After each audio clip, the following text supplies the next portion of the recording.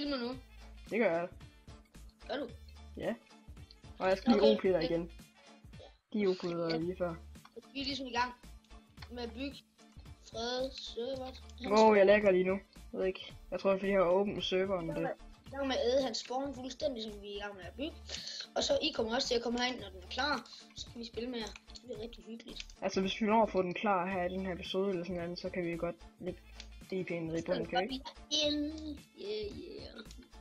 Men I får ikke OP. Men der kommer ranks. Som I kan købe. Men kun for in-game. Jeg gider ikke tage jeres penge, så kun in-game. Så det koster penge in-game. Ja. Ikke i real life. Hvad vil du så have, det koster? Din dumme en? Mange penge. Rigtig mange. Og virkelig mange. Så mange du ikke kan tælle til det.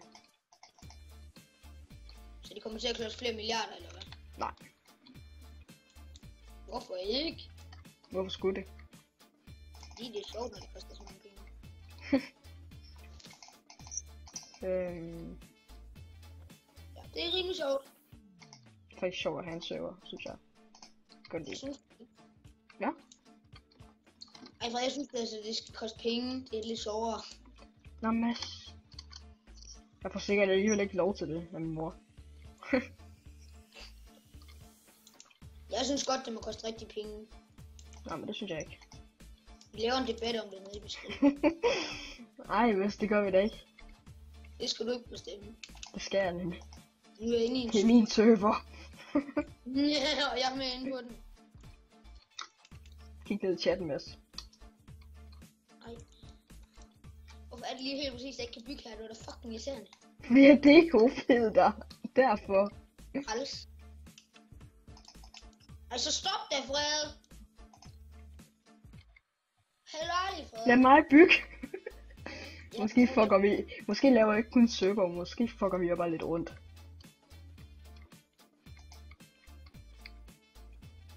Vil du gerne bygge? Du kan godt bygge igen, Mads. Åh, er swag. Jeg er ikke. Jeg har lige gjort det for dig. Åh, min næse. Fuck, jeg er langsom. Det kan ikke ramme. Jeg kan ikke forstå noget. Ja.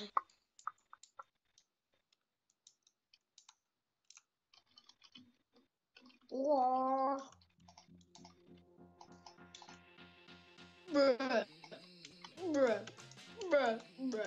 Lad os lave noget. Hvad? Lave noget. Hvad laver du lige nu? Jeg ved ikke, hvad jeg skal lave. Hvad skal jeg lave?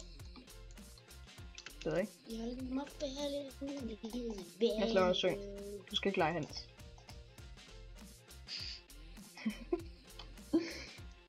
Jeg synes det er pænt lige nu, synes du godt? Men du skal lave de der ringe og det der græs og sådan noget. Det er det, du skal lave. What the fuck, den glitcher. Kan du ikke se den herovre? Skal du ikke se den glitcher herovre, Mads? Nå, nu gør det så godt nok ikke mere. Lige før du kunne se igen, du kan se det på min video, når den bliver uploadet. Eller? Jeg synes, det er mærkeligt, Fred. Eller skal den ellers bare gå sådan her, eller hvad? Fuck, det her, det er Der er et eller andet lort dernede. Hvad er det der? Nå, det er meget en squid. Jeg skal lige dræbe den. Squid lige pludselig bliver sådan en lort. Yep. Lol. Lol, Mads.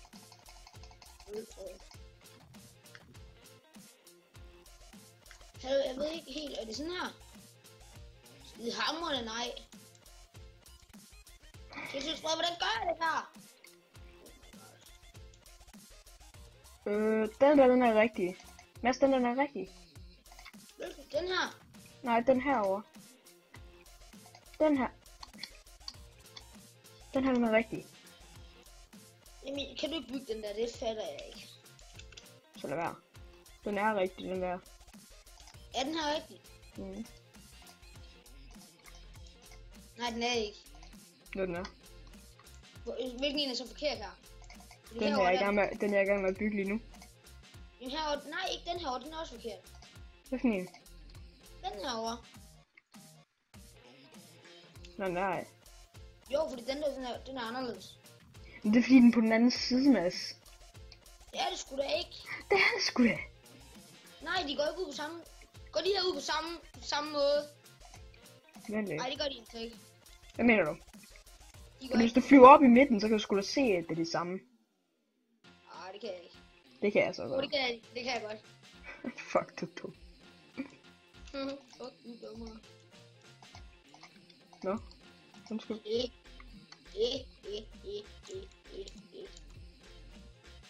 Oh my god. Hvad? Jeg tror, jeg lavede noget forkert. Ej, jeg synes, vi skal lave nogle trampoliner herinde. Det kunne være rimelig sjovt. Det var sådan en, som du prøvede at lave dit klamme gamle faction. Så den var så dårlig. Den var altså fucking dårlig. Det må jeg altså indrømme. What the fuck, Mads? Jamen, så må det godt være. Det er fint. Nej, Mads, ikke det? Jo. Det er den her over. Du fucking op igen. Du har sat den forkert. Er det? Ja. Det har du. What? Eller er det bare mig, der fucker op? Det er dig, der fucker op.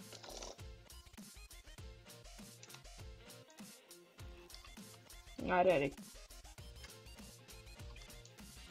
Tror jeg. Det bliver rigtig fint. Det er rigtig fint. Ja.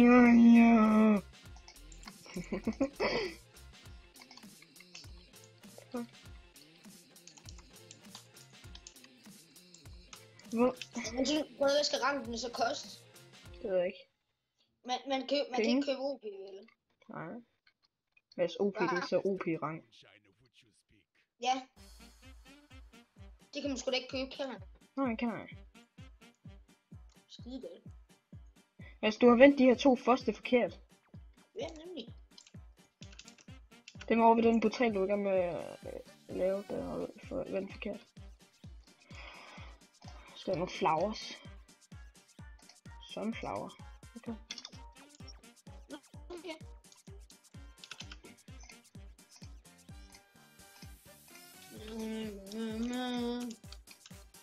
Det her, det bliver rigtig flot, tror jeg.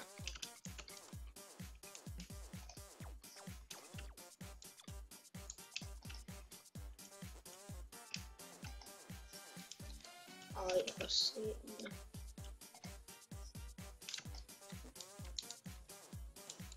Det var egentlig godt. Jeg ved ikke, om det var en succes, eller hvad fuck det her det er, jeg laver. Skal vi ikke lige hælde lidt vand i? Lad os lave lige om på den der. Ud over det hele nu. Lad os lave lige den der ordentligt. Vandet, det går ud over det hele her hos mig. Hvad for nu den? Jamen, prøv lige at se, hvor flot jeg har lavet det for. Ej, Mads, du har ødelagt det. Det er sgu da fandme flot. Det er det sgu da ikke. Det er de OP, der er flyttet det. ud. Ej, så stop det, Fred. Jeg kan ikke smadre noget. Det er fordi, jeg lige skal smadre det her selv.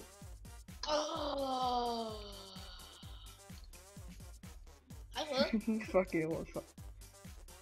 Okay, nu skal vi til at lave noget mere. Jeg kan ikke engang huske, hvordan man laver portaler. Wow. Skrådstræk MVP, tror jeg det er. Det er bare skrådstræk MVP. Stop det. Skal den gå ind af? Hvad fanden? Nej, den skal sgu da gå. Det fatter jeg ingenting af. Hvordan nu det er liter er i sådan en der? Det er liter. Det er liter. Det er liter. Meget sjældent liter. Jeg er ked af at sige det, Fred, men det er sådan der, den skal bygges. Nå der. Fuck. MV. Delete. Så. Det er først de der to. Okay. Ja, okay. Nå, er det bare i en? Vi laver det fandme på den anden måde.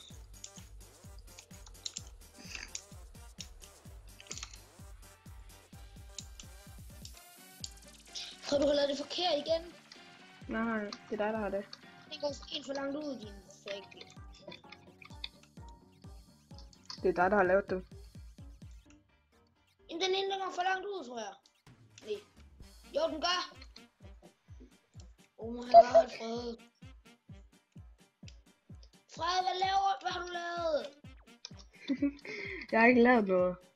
Jo, prøv lige komme og kigge her. Den Hvad ene, er der det? står. Den skulle gå ud sådan her. Oh my god, Fred. Hvor? Ja, som du kan se, prøv at kigge her. Det er ikke mig, der har lavet den der.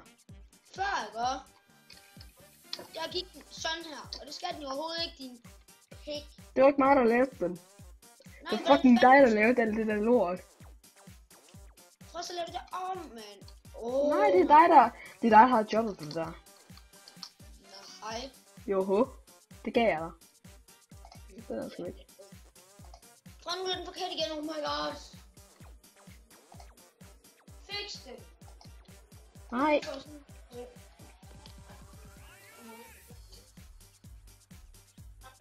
Ja.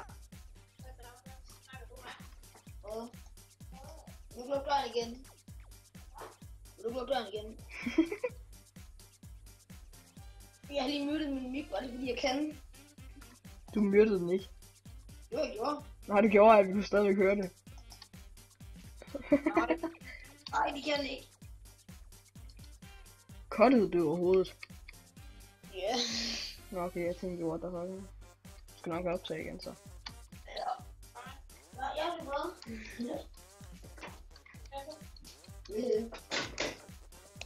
Det bliver rimelig fucked, det der. Ja, tak for det. Nej, det er stadigvæk forkert. Jeg har slet ikke lavet noget nærmest. Så. Nu fjerner jeg hele den her, fordi jeg kan ikke tage det der. Hvad med den? Men hvis du flyver op her, så kan du se, at det er næsten det samme. Og så kan du se fejlene. Det skal være helt præcis. Hvad laver du? Den går 2 ud der. Gør jeg ikke godt? Der. Okay. Ja. Så går det ud, og så... Så går den ind. Skal vi have Halloween-tema på, eller... Nej, Halloween, det skulle du stoppe, er det ikke? Jo. Vi skal i hvert fald have juletema på. Fred, den er en for kort. Oh my god. Oh my god, Fred, hvordan vil du gøre det der? Hvad? Vi gør det på en helt anden måde. Det der skide lortemønster der, Fred, det gider vi slet ikke have. Så lad være med at have det så. Det der, det skal væk. Det kan jeg ikke tage. Nu gør jeg noget helt andet. Du får cancer af det. Du får cancer af det. Hvad sådan får cancer af det? Det der, det kan jeg ikke tage. Ej, med sådan en firkantet look, det er ikke særlig sejt. Det der, det er godt. Nej, ikke med den der! Jo! Mads! Det er fabelagtigt. Det er krænk. Fabelagtigt. Mads, gør sådan her. Nej, Fred, ikke sådan der. Det er meget mere pænt. Men det andet, det var lige så fabelagtigt. Nej! Det matcher slet ikke ind. Hvorfor skal der være træting? Det er fordi, det kan. Nej. Dolle.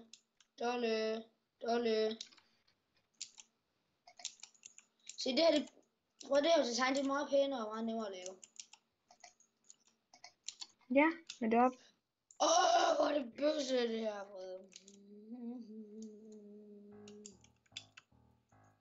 Jeg troede, du sagde, det var godt. Ja, det er... Nu er Mads fucking stresset. Er du stresset? Er du stresset? Er du stresset? Er du stresset? Er du stresset? Mads, er du stresset? Er du stresset? Er du stresset? Er du stresset? Er du stresset? Er du stresset? Hvor stresset er du? Hvor stresset er du? Er du stresset? Hvor stresset er du? Så går det væk. Er du stresset? Er du stresset? Er du stresset?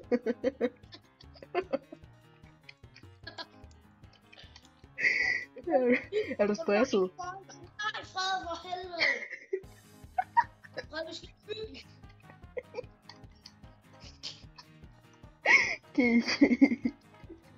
Er du stresset? Er du vildt stresset? Er du stresset?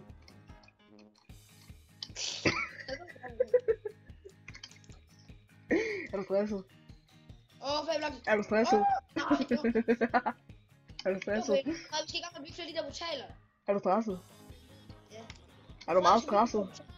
Er du stresset? Ej, Fred, hvordan gør vi det? Er du stresset? Mm. Vildt stresset. Fred, kan du ikke lave nogle af de der portaler nøjagtigt på samme måde? Nej. Hva? Nej. Jo. Nej. Så skal min shop være her. Nej, det skal være i fucking survival-verdenen.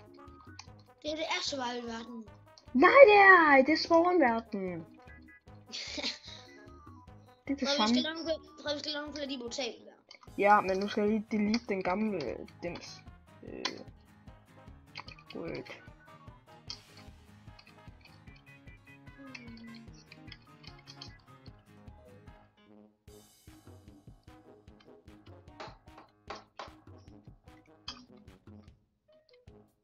Hvad skal vi lave? God spørgsmål. Vi skal lave videre. Dam. Det er virkelig flot.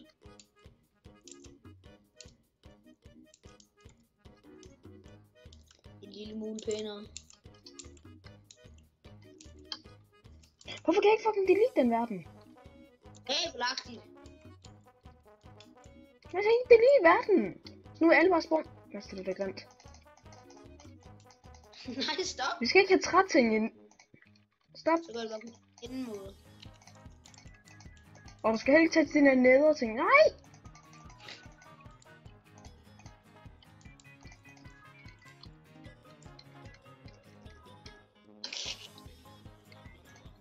Hallo, hvad er det ikke så meget Ron? Mads, stop nu. Okay, vi skal have den her. Vi skal lave en server, ikke en fucking fjolledins. Nej, det er ikke sådan skiller. Nå.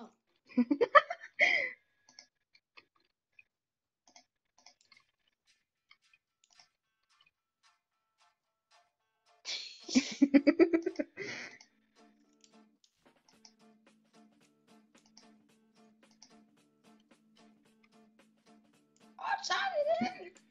Prøv at lade mig sætte den i. Jeg er lidt bedre til det. Ja, du.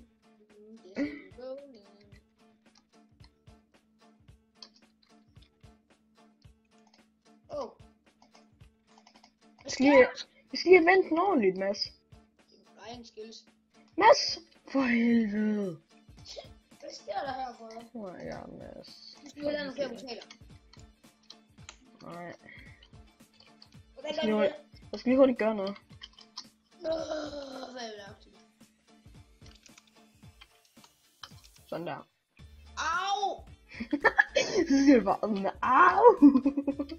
Lav en 2 portaler. Ja. Overhør bare ikke.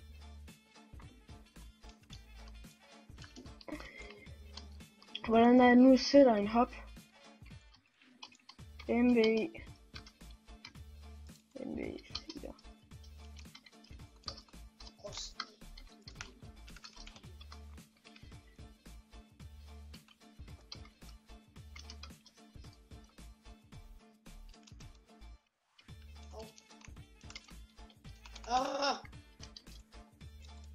Sådan.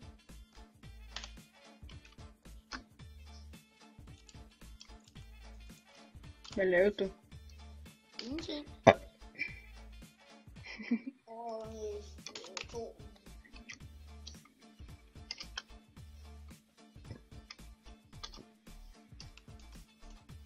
Vi sidder lige og kigger det her lort igennem.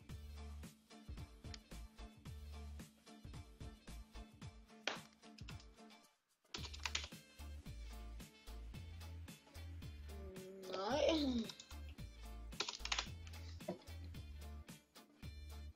Jeg ved lige efter det nu.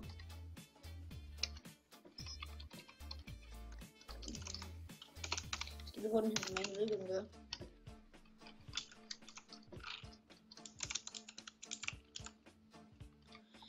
Hvorfor kan jeg ikke fucking remove det der klamme world? Det ved jeg sgu da ikke. That's how we know. Ej, Frederik, vi skal altså til at lave sådan en portal, jeg ved ikke, hvordan man gør. Ja. Prøv at strække op. Vi ser, hvor lang tid vi kan spille væk. Vi ses.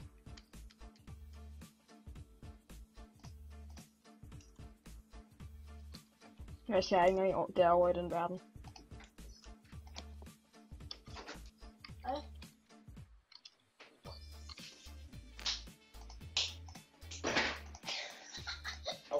Hvad så?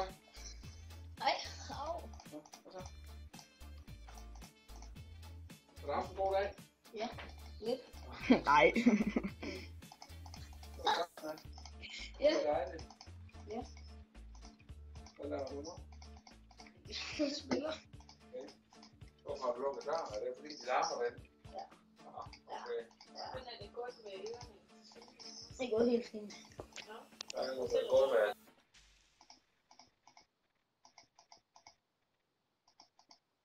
What the fuck, Mads?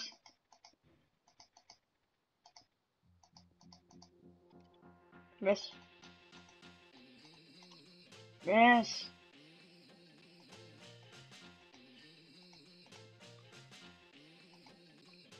Mads?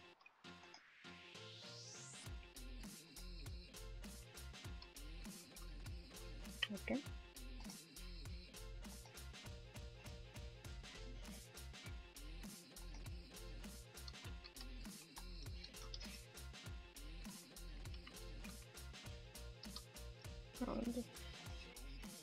Kommer så der.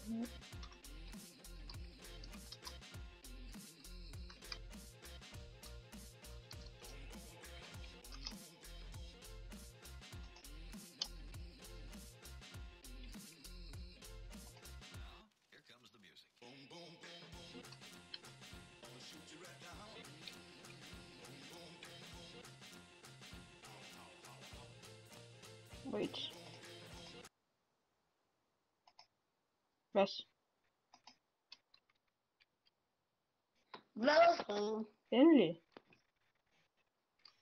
Hvorfor kigger du på min skærm? Det gør jeg ikke. Ja, det gør du det lige nu. Nej, faktisk ikke. Jeg sidder og laver noget. Nå, det lyder spændende. Det er det ikke. 2 sekunder.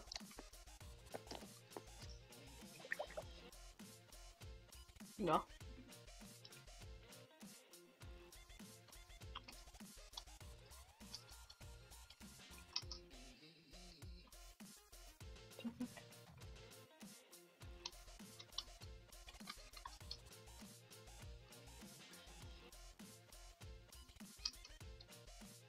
Nu står jeg. Tror jeg? Mads, prøv lige at skrive skråstreg de. Eller med det. Prøv at jeg smutter nu, fordi nu skal jeg simpelthen til fodbold. Nå, Mads, prøv lige hurtigt. Mads, prøv lige hurtigt at skrive, hvad det hedder. Mads, prøv lige at skrive skråstreg MV spawn. Ja. Hvad skete der? Ingenting. Fuck. Nå, vi ses YouTube, og jeg skal ned på nu. Det tror jeg vel bare, jeg stopper min episode. Så ja. Jeg vil bare sige farvel. Tak fordi I gad os. Se ned på den her klamme fucking... Ja, det bygger den her klamme server. Det er ikke meningen, det jeg skulle til at sige. Så ja.